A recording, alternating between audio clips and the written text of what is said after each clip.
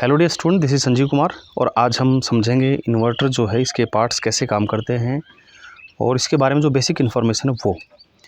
और ये जो वीडियो है ये बेसिकली 10th क्लास तक के लिए है, हायर क्लासेस के लिए नहीं है। तो हम इसमें बिल्कुल बेसिक बात करेंगे। तो सबसे पहले देखिए, इसका जो प्लग होता है आपने देखा होगा, इसमें 3 वायर होती हैं।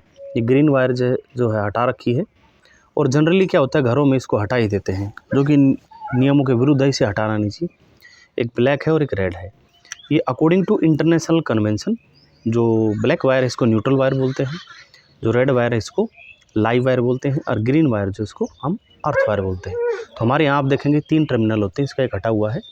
तो जितने भी आप घरों में ऐसे अप्लाइंसेज ऑब्जर्व करेंगे जिसकी मेटालिक बॉडी होती है, जैसे प्रेस जो आप कपड़ों पे करते हैं, आप इलेक्ट्रिक रोड से पानी गर्म करते हैं, ये इन्वर्टर हो गया, कूलर हो गया जिसकी मेटालिक बॉडी है, पंखा हो गया जिसकी मेटालिक बॉडी है, उसमें ये 3 मिलेंगे। लेकिन घर में जो एलसीडी होता है उसमें 2 मिलेगा। तो जिस भी ऑब्जेक्ट का मेटालिक बॉडी होगा उसमें 3 मिलेंगे। उसका रीज़न ये है कि जो ग्रीन वायर है, जिसको हम अर्थ वायर कहते हैं, ये जब इसके साथ जुड़ा होता है तो ये यहाँ आगे जा कर के इसकी बॉडी से जुड़ा होता है, ताकि कभी किसी इलेक्ट्रिकल फॉल्ट के कारण इसमें करंट आए तो वो करंट यहाँ से जाके सीधा डायरेक्ट अर्थ में चला जाए। और शॉर्ट सर्किटिंग या हैवी फ्लो ऑफ करंट के कारण, क्योंकि जब इसमें करंट होगा तो डायरेक्ट अर्थ में जाएगा, रेजिस्टेंस कम होगा तो हमारे घर में जो फ्यूज़ होता है वो उड़ जाता है, या एमसीबी है वो सर्किट को ब्रेक कर देती है। इसीलिए तीसरा वायर होता है और हमारी जो बॉडी है उसके शॉक से बच जाती है, इसलिए सेफ्टी पर्पज से लगाया जाता है। और ये वायर जो उसकी बॉडी से टच होता है ये फाइनली बाहर जा कर के फिटिंग से जाके ग्राउंड में जोड़ा जाता है। अब आगे बढ़ते हैं। इसको इन्वर्टर कहते हैं। इन्वर्टर का मतलब है जो किसी चीज़ को इन्वर्ट करे, जैसे ये है, इसको मैंने कहती थी इन्वर्ट हो गया। तो इन्वर्टर इसका नाम इसलिए है क्योंकि ये एसी, हमारे घर जो करंट आता है उसको डीसी में बदलता है और डीसी को ये एसी में बदलता है। जब लाइट ऑन होती है तो इसका काम होता है हमारे घर में जो अल्टरनेटिंग करंट आ रहा है उसको डायरेक्ट करंट में बदलना, और उस डायरेक्ट करंट से बैटरी चार्ज होती है। जैसे ही लाइट चली जाती है फिर ये उस बैटरी के डायरेक्ट करंट को वापस अल्टरनेटिंग करंट में कन्वर्ट करता है, क्योंकि हमारे घर के जितने भी अप्लाइंसेज होते हैं वो सारे एसी के ऊपर ही काम करते हैं। अब मैंने आपकी सहूलियत के लिए इसको खोल रखा है, आप एक बार इसमें आएंगे, इसके जो डिवाइसेज हैं उनको थोड़ा ध्यान से देखेंगे। आप ये देख रहे हैं बहुत भारी सा आपको दिख रहा है आपको, इसको हम कहते हैं ट्रांसफॉर्मर। ट्रांसफॉर्मर छोटे से छोटा भी होता है, बड़े से बड़ा भी होता है। आपने अपने घर के पास जो बिजली आती है उसको, या आपने देखा होगा गाँव में या शहरों में बड़े बड़े लगे थे जिसको आप जनरली लोकल भाषा में टंकी बोलते हैं, ये वही होता है। तो इसका काम है इलेक्ट्रिक वोल्टेज को ज़रूरत के अनुसार कम या ज़्यादा करना। यहाँ पर हमें इसको इलेक्ट्रिक वोल्टेज को कम करना है तो इसको हम बोलेंगे step down transformer. Step up transformer होता है जनरली जो हम इलेक्ट्रिकल वेल्डिंग मशीन हमने देखी होगी, जिससे हम वेल्डिंग कराते हैं आयरन की, मान लो गेट है या कोई भी लोहे की चीज़ हम वेल्डिंग कराते हैं, तो उसके पास जो ट्रांसफार्मर होता है वो स्टेप अप ट्रांसफार्मर होता है।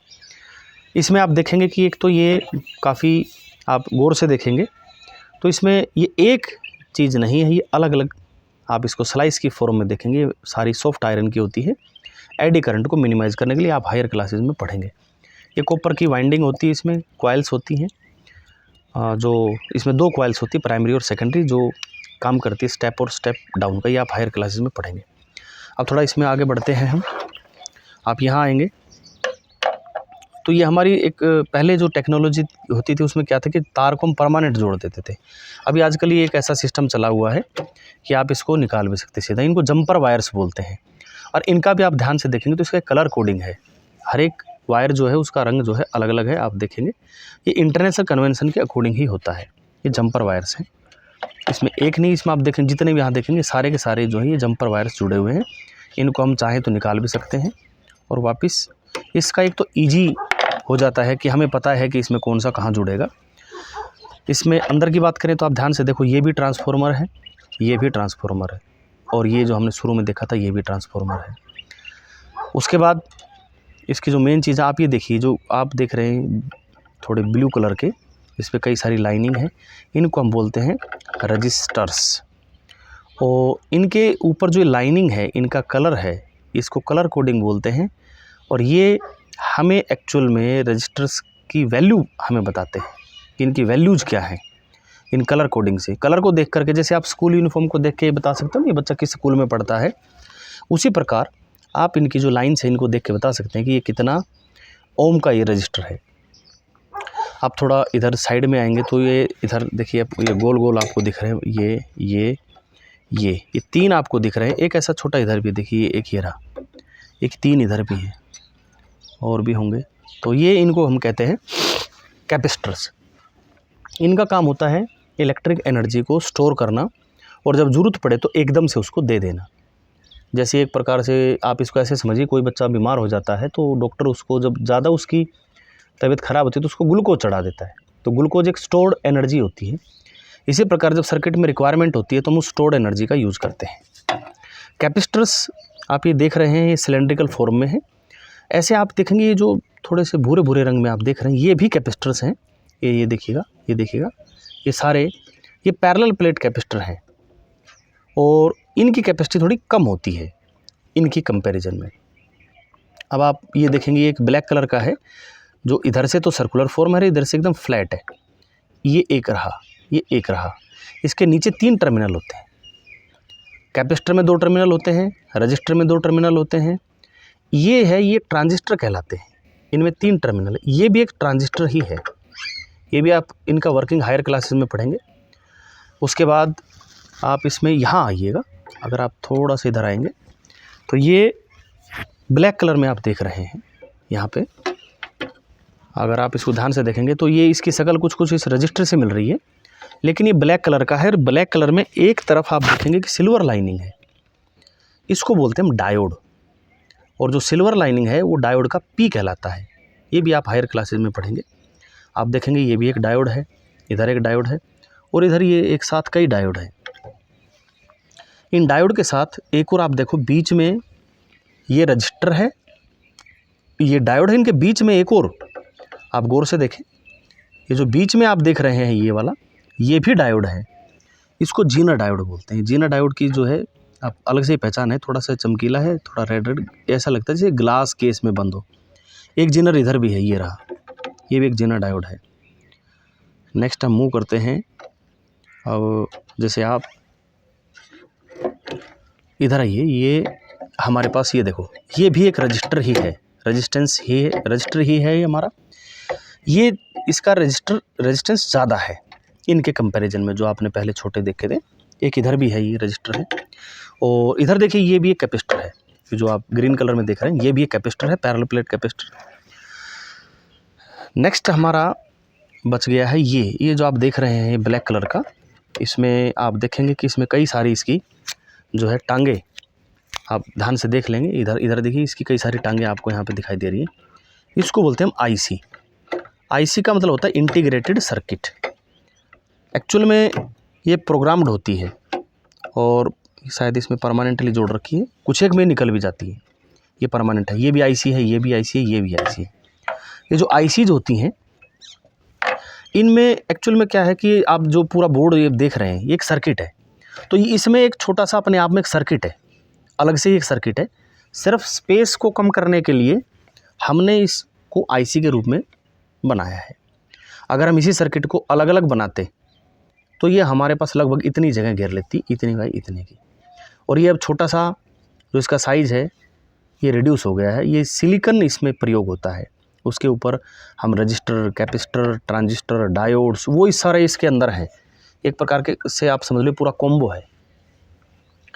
और आप इसको ऐसे भी समझ सकते हैं कि जैसे आप मान लो फ्रूट्स खाते हैं, आपने संतरा खाया, अनानास खाया, किन्नू खाया, ये तो एक अलग अलग चीज़ होगी। लेकिन अगर हम जूस पी लेते हैं तो वो एक कॉम्बो हो गया, उसमें सारी चीज़ें आ जाती हैं।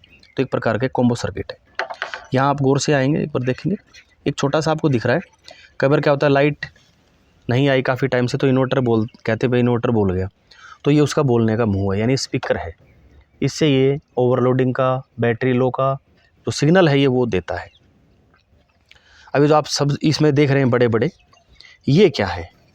तो इसमें अगर आप इधर साइड में आके देखेंगे ध्यान से, तो ये यहाँ पे ट्रांजिस्टर्स हैं हमारे पास कुछ। आप देखेंगे कि कुछ ट्रांजिस्टर हैं, सेम उसमें भी है। और इन ट्रांजिस्टर में गौर से देखेंगे तो इनके पीछे एक पेच लगा हुआ है और ये पीछे की साइड जो इन ट्रांजिस्टर्स की है वो मेटालिक है और ये बहुत हीट प्रोड्यूस करते हैं। जब ये काम करते हैं तो बहुत ज़्यादा हीट यहाँ पे प्रोड्यूस होती है और अगर उस हीट को यहाँ से हटाया नहीं गया तो ये इनका वर्किंग अफेक्ट हो सकती है, ये जल सकते हैं, जिसको हम कह सकते हैं ये भाई जल गए हैं। इस हीट को रिड्यूस करने के लिए कि ज़्यादा से ज़्यादा ये हीट यहाँ से लॉस हो जाए, हम इसके साथ एक मेटालिक या आप एल्युमिनियम का जो देख रहे हैं, इसका काम एक ही है कि यहाँ इनके साथ जो हीट जो यहाँ पे प्रोड्यूस होगी वो सारी इसके अंदर आए। और यहाँ आप देखेंगे लाइनिंग्स यहाँ पे बनी है। तो आप 11th क्लास में पढ़ेंगे कि थर्मोडाइनमिक्स कहता है कि जितनी ज़्यादा इस तरह के शार्प एजेज होंगे ये, उतनी ज़्यादा हीट ये एब्जॉर्ब करेगा यहाँ से। तो काफ़ी सारी जो जैसे ही इसमें हीट प्रोड्यूस होती है वो बहुत सारी हीट इसके अंदर आ जाती है। फिर यहाँ से इस हीट को, और यहाँ भी आप देखेंगे इधर की साइड भी ट्रांजिस्टर्स हैं, यहाँ भी हीट है। इस हीट को बाहर भेजने के लिए हम एक तरीका लगाते हैं, उसको हम बोलते हैं कन्वेक्शन। और वो कन्वेक्शन का तरीका क्या है कि यहाँ इनके बीच में जो एयर होगी वो भी गर्म हो जाएगी और पंखे से आप यहाँ देखेंगे एक छोटा सा पंखा लगा हुआ है। इन्वर्टर जब ज़्यादा गर्म हो जाता है तो पंखा तेज़ तेज़ चलने लगता है। तो through the process of convection यहाँ की जो गर्म हवा है उसको खींच के बाहर निकाल देता है और इसका जो टेम्परेचर है वो मिनिमम मतलब कम से कम मेंटेन रखा जाता है। जैसे आप अगर गर्म चाय पी रहे हैं, दूध पी रहे हैं, तो आप उसको क्या करते हैं, आप उसमें अपने मुंह से हवा उसके ऊपर ब्लो करते हैं, जिसको फूंक मारते हैं, जिससे क्या है कि वहाँ कन्वेक्शन के प्रोसेस से वहाँ हीट लॉस हो जाती है। सेम वही तरीका है इसमें। और इसके बाद हम इसमें थोड़ा बाहर आ जाते हैं इन्वर्टर के। तो इन्वर्टर के पीछे अगर आप देखेंगे तो ये तो हमारा आउटपुट हो गया, जो हमें आउटपुट चाहिए। ये बैटरी से जुड़े होते हैं बच्चों, इनको भी आप नोट कर लीजिए ध्यान से कि ये जो ब्लैक होता है ये नेगेटिव होता है, रेड होता है ये पॉजिटिव होती है। इंटरनेशनल कन्वेंशन है। तो अगर आप इसको बैटरी से जोड़ेंगे तो इसको आप जोड़ेंगे बैटरी के पॉजिटिव टर्मिनल से, इसको आप जोड़ेंगे नेगेटिव टर्मिनल से। आई थिंक आप लगभग मैंने इसको पूरा कर दिया है। एक चीज़ बची है इंडक्टर, वो मुझे कहीं दिखाई नहीं दे रही, इसमें होना तो चाहिए, ये रहा। यस, ये एक इंडक्टर है और इंडक्टर भी एक हमारा इलेक्ट्रिकल अप्लायंस होती है। इसमें कुछ नहीं, कॉइल होती है, अलग अलग मेटल के रिक्वायरमेंट के अकॉर्डिंग अलग अलग मेटल की होती है। तो ये हमारा इंडक्टर है। इसका भी मेन जो वर्किंग है वो हमारे पास +2 में ही आएगा। बाकी जो बेसिक जो चीज़ें थी जो 10th क्लास तक आपके काम की है वो हमने पूरी कर दी है। And thanks for watching the video बच्चों।